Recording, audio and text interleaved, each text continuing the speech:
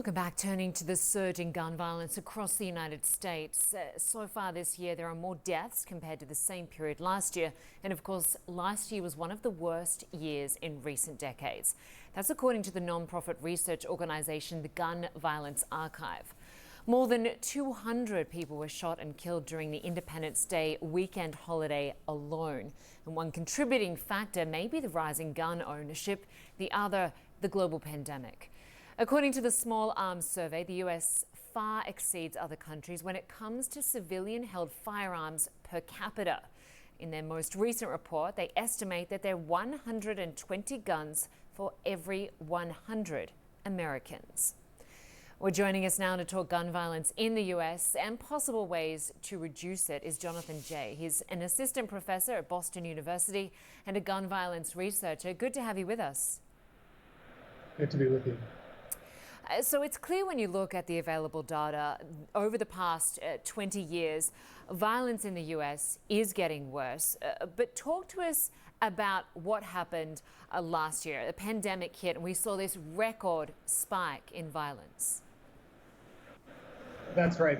Starting early in the pandemic, we saw an increase in violence, and it appears that since the beginning of the pandemic, there's been just an unprecedented increase in gun violence. Likely greater than 25%, and closer to 40% in bigger cities. And that data we got from the FBI shows that 25% more murders were recorded in 2020 than the previous year. And when you look at state-by-state figures, it seemed that every major city had an increase in violence. What do you make of that? Well, we saw an increase in many of the underlying social conditions that are associated with community violence. So that includes poverty, food insecurity, unemployment. We also had the trauma associated with COVID-related deaths of loved ones, family and friends, and high-profile incidents of police violence and other violence against people of color. All of that creates what some of my colleagues have called a perfect storm for community violence, and particularly violence that disproportionately affects the communities that are most disadvantaged by racial segregation and many years of disinvestment.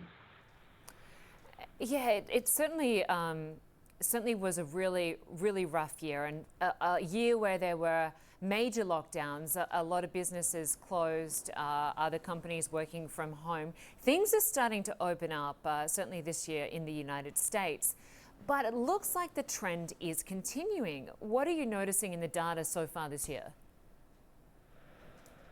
That's right. The trend does seem to be continuing, and we wouldn't expect it necessarily to go away just because of changes in businesses opening or other sort of lockdowns lifting.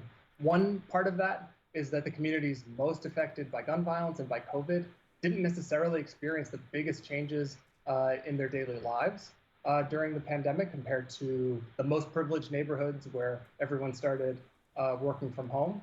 And also, one thing that we know about community violence is that it's often driven by interpersonal disputes and retaliation. So it creates these cycles at the interpersonal level and at the community level that won't quickly resolve just because economies reopen. And I just want to bring up a graphic we were just showing there that was looking at the increase in violence from 2019 to 2020. And you can see there in major US cities, like New York City, it was up 44% last year. In Austin, Texas, up 50%. In Los Angeles, up 38%.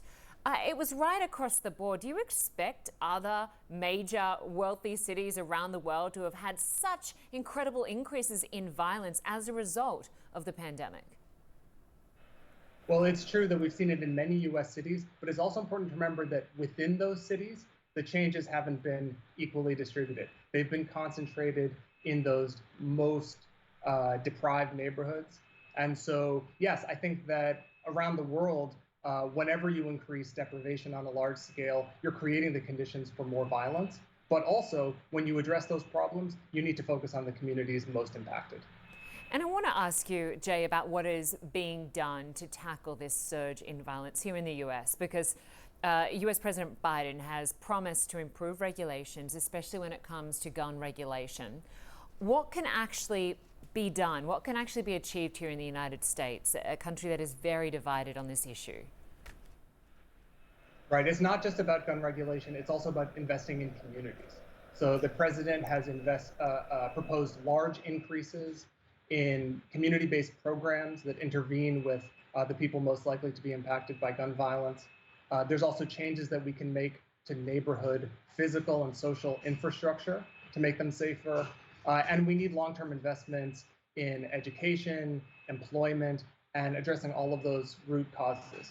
So in addition to that, so we have these proposals at the federal level. We also have action at the local level. And most importantly, at the grassroots level, there have been people who have long been working to make their communities safer and who just need more resources to scale up.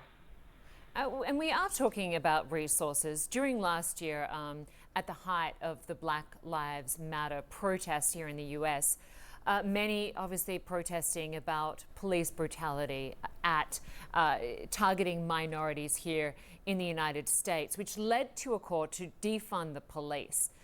What sort of impact did that discussion, which obviously is ongoing, what impact are you noticing that having, given that some cities are reporting that police morale is very low and police officers are retiring at much higher rates than in the past?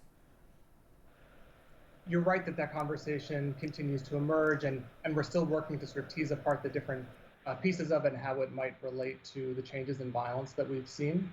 But I think one of the most important things that communities are seeing and saying is that this isn't a problem that can be solved by an influx of aggressive policing in the communities most impacted by violence.